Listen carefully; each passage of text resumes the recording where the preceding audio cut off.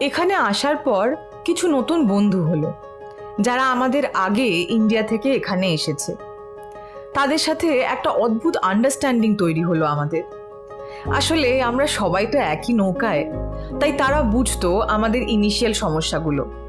কখনো তাদের গাড়ি করে বাজার করতে যাওয়া, আবার কখনো সবাই মিলে ঘুরতে যাওয়া। নতুন দেশ, তার সাথে কিছু নতুন বন্ধু পেলাম।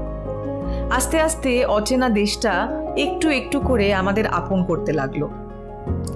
এখন আমরা বলতে পারতাম যে আমাদের মেন অসুবিধার দিনগুলো আমরা প্রায় কাটিয়ে ফেলেছিলাম। তবে এরপর যা হয় আর কি, বেসিক সমস্যা কাটিয়ে দেওয়ার পর আসে বিলাসিতার সমস্যা। হবে নাই বা কেন?